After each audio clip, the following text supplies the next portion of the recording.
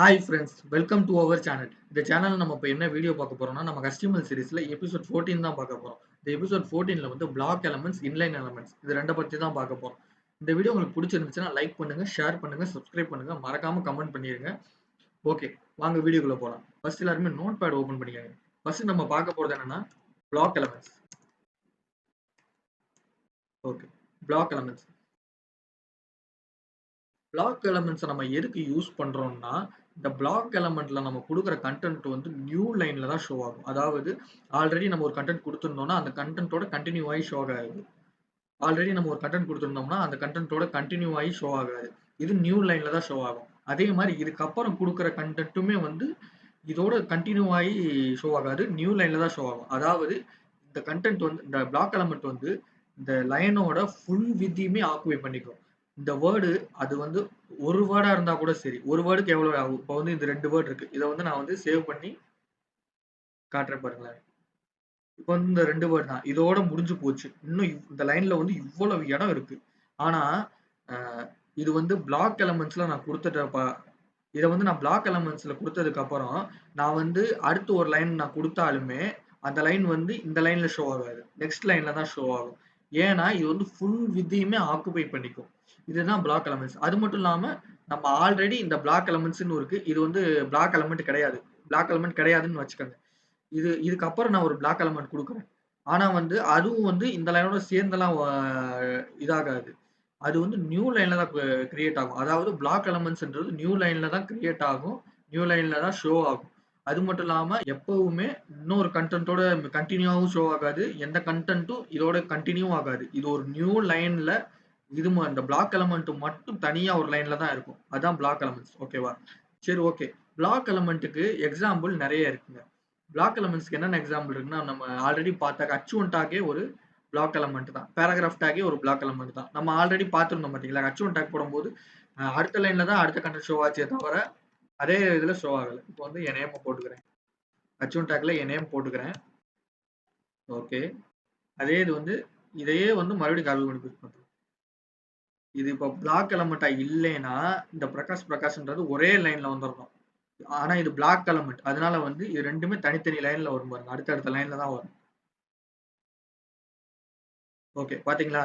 இந்த பிரகாஷ்ன்ற வேர்டு இதோட முடிஞ்சிருச்சு. ஆனா பாருங்க, இவ்வளவு ஸ்பேஸ் இருந்தும் அது அடுத்த லைன்ல தான் வருது. இதுதான் பிளாக் எலமெண்ட். இதே மாதிரி பேராகிராஃப் டாகும் பிளாக் எலமெண்ட் தான். அடுத்து பாத்தீங்கன்னா பிளாக் எலமெண்ட்டுக்கு ஒரு ஒரு பெஸ்ட் எக்ஸாம்பிள் பாத்தீங்கன்னா டிவ் டேக். டிவ் டேக் நம்ம இது வரைக்கும் பார்த்தது இல்ல. ஆனா வந்து இனிமேல் நம்ம யூஸ் பண்ற எல்லா இதுலயும், அதாவது அட்வான்ஸ்டா நம்ம யூஸ் பண்ண போற HTML-ல டிவ் தான் நம்ம மேக்ஸிமம் யூஸ் பண்ணுவோம். டிவ் இல்லாத ஒரு வெப் பேஜ நம்ம கிரியேட் பண்ணவே முடியாது. ஏன்னா வந்து டிவ் ஒரு கண்டெய்னரா இதா ஒர்க் ஆகும். டிவ் வந்து ஒரு கண்டெய்னரா ஒர்க் ஆகும்.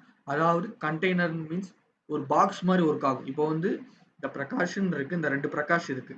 இந்த 2 பிரகாஷுமே ஒரே பாக்ஸ்ல இருக்குன்னு வச்சுக்கோங்க. அதாவது இப்போதைக்கு இந்த பாடிக்குள்ள தான் எல்லாமே இருக்கு. ஆனா அந்த பாடிக்குள்ளேயே தனித்தனியா அத வந்து பிரிச்சு வைக்கணும். தனித்தனியா இது ஒரு பாக்ஸ்ப்பா, இது ஒரு பாக்ஸு, இது ஒரு பாக்ஸ் அப்படின்னு பிரிச்சு வைக்கிறதுக்கு நம்ம டிவ் டேக் தான் மேக்ஸிமம் யூஸ் பண்ணுவோம். இப்போ பாருங்க.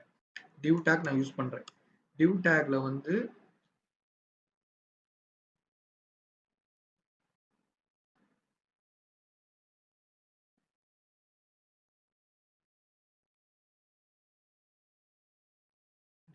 வந்து என் நேம குடுக்குறேன்.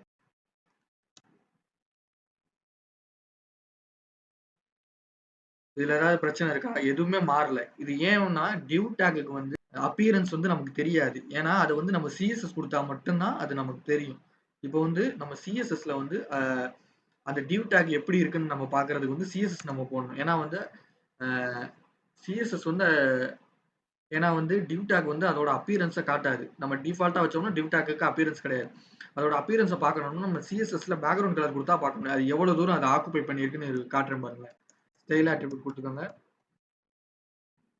அதுல பேக்கிரவுண்ட் கலர் ரெட்ன்னு குடுத்துருக்கேன். ஓகேவா? இப்போ நான் அத சேவ் பண்ணி காட்டுறேன். பாத்தீங்களா? இந்த இந்த லைன் ஃபுல்லாவே அது ஆக்குபை பண்ணிருச்சு. இதுதான் டிவ். இந்த லைன் ஃபுல்லாமே அது ஆக்குபை பண்ணிரும். இப்ப இந்த டிவ் டேக்க வந்து நம்ம இன்லைன்ல ஷோ பண்ணவே முடியாதான்னு கேட்டீங்கன்னா, அதுக்கு வந்து நம்ம சிஎஸ்எஸ் யூஸ் பண்ணி வேற வழியா தான் அதை பண்ணி ஆகணும். அதாவது சிஎஸ்எஸ் யூஸ் பண்ணி அதுக்கு வந்து ஃப்ளோட்னு ஒரு ப்ராப்பர்ட்டி இருக்கு. அதாவது ஃப்ளோட் லெஃப்ட் ரைட் அப்படின்னு 2 டிவ வச்சு ஒரு டிவ் வந்து லெஃப்ட் வச்சுக்க, ஒரு டிவ் ரைட் வச்சுக்க. அந்த லெஃப்ட் இருக்க டிவுக்கு அந்த 100% ஒரு வித்னா 100% வரைக்கும் பார்த்தோம்னா 100% அந்த மாதிரி பிரிச்சிருப்போம்ல. அப்படி பிரிக்கும் போது இதுக்கு 25% கொடுத்துக்க லெஃப்ட்டுக்கு, ரைட்டுக்கு வந்து ஒரு 70% 75% கொடுத்துக்க அப்படின்னு வச்சோம்னா 2 டிக்கு சைடு சைடு நிற்கும். அப்படி நம்ம பண்ண முடியுமே தவிர்த்து டிஃபால்ட்டா டிவ் வந்து பிளாக்டு எலமெண்ட் தான். அதை வந்து நம்ம வந்து இன்லைன்ல மாற்ற முடியாது. சிஎஸ்எஸோட ஹெல்ப், அதாவது ஃப்ளோட் ப்ராப்பர்ட்டி இல்லாம நம்ம அதை வந்து இன்லைன்ல மாற்றவே முடியாது. அதுதான் வந்து டிவ் டேக். இப்போ நீங்க எக்ஸாம்பிளுக்கு நீங்க பார்த்துக்கிட்டீங்கன்னா, நான் வேற ப்ராஜெக்ட்ஸ் பண்ணியிருப்பேன்ல. அதுல வந்து நான் டிவ்வை எப்படியெல்லாம் யூஸ் பண்ணியிருக்கேன்றதை உங்களுக்கு காட்டுறேன் பாருங்க. மேக்ஸிமம் டிவ் தான் யூஸ் பண்ணி பண்ணியிருப்பேன் நிறைய ப்ராஜெக்ட்ஸ்ல.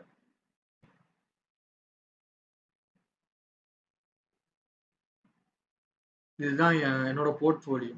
அதாவது நீங்க பார்த்துக்கிட்டீங்கன்னா, இந்த ஃபுல் பேஜ் இருக்கு பார்த்தீங்களா? இந்த ஃபுல்லா இந்த கன்டென்ட் ஃபுல்லா இருக்கிறது ஒரு டிவ். ஓகேவா?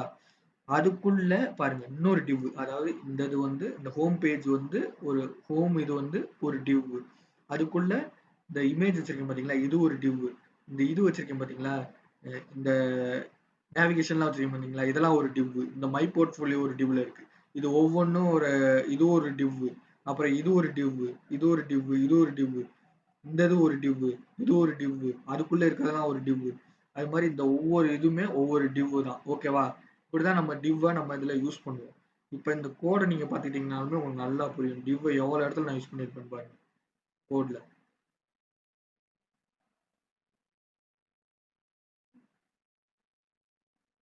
ஓகேவா? பாத்தீங்கன்னா ஸ்டார்டிங்ல டிவ்வா எல்லாமே ஒரு டிவ்க்குள்ள தான் நான் போட்டு வச்சிருப்பேன். ஒரு டிவ் டேக்குள்ள தான் எல்லாமே கரெக்டா டிவ் டேக் வந்து டிவ் டேக்லயே நிறைய டிவ் டேக் போட்டு அதை க்ளோஸ் பண்ணி கரெக்டா வச்சிருப்பேன். அதாவது டிவ் டேக்ன்றது ஒரு கண்டெய்னர், ஒரு பாக்ஸ் மாதிரி யூஸ் ஆகும். அந்த பாக்ஸுக்குள்ள இந்த இதை வச்சுக்கிறேன், இன்னொரு பாக்ஸ்க்குள்ள நான் இந்த வச்சுக்கிறேன், அந்த மாதிரி அது யூஸ் ஆகும். ஓகே, இதான் டிவ் டேக். இதான் பிளாக் எலமெண்ட்ஸ். ஓகே, இப்போ நான் அடுத்து என்ன பார்க்க போறேன்னா, இன்லைன் எலமெண்ட்னா என்னன்னு பார்க்க போறோம். சரி, இன்லைன் எலமெண்ட்னா என்ன அதை பார்ப்போம்.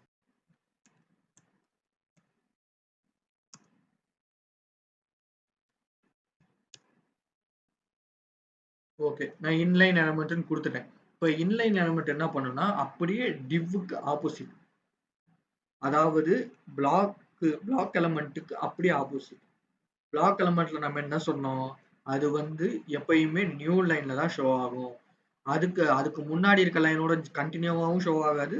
அதுக்கப்புறம் இருக்கிற லைன் இந்த பிளாக் எலமெண்ட்டோட கண்டினியூ ஆகி ஷோ ஆகாது. இதைத்தானே நம்ம சொன்னோம்.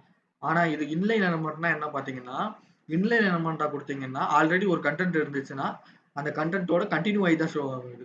அதே மாதிரி இதை வந்து இதுக்கு பின்னாடி ஏதாவது ஒரு கண்டென்ட் கொடுத்தாலுமே அதுவுமே கண்டினியூ ஆகி தான் ஷோ. எக்ஸாம்பிள் எடுத்துக்கிட்டீங்கன்னா, அதுக்கு எக்ஸாம்பிள் எடுத்துக்கிட்டீங்கன்னா நிறைய டேக் இருக்கு. இமேஜ் டேக் பார்த்துருப்போம், ஆடியோ டேக், வீடியோ டேக்ல எல்லாம் பார்த்துருப்போம். அது அடுத்தடுத்து தான் ஷோ ஆகுமே தவிர நெக்ஸ்ட் லைனுக்கு போகாது.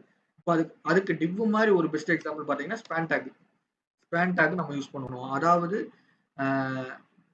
இப்போ வந்து சிலது வந்து இன்லைனா வராது. கொஞ்சம் இன்லைனா வராம பிளாக் எலமெண்டா இருக்கும். அந்த இடத்துல வந்து நம்ம அது இன்லைனா தான் நம்ம கொண்டு வரணும் அப்படின்ற இடத்துல இந்த ஸ்பேன் டேக் நம்ம யூஸ் பண்ணலாம். அதாவது இருங்க,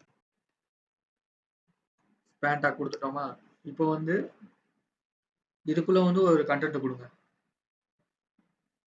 அதே மாதிரி பிரகாஷனே கொடுத்துக்கோ. ஓகேவா? பிரகாஷன் கொடுத்துட்டேன். இதே மாதிரியே ஸ்டைல் ஆட்ரிபியூட் கொடுங்க.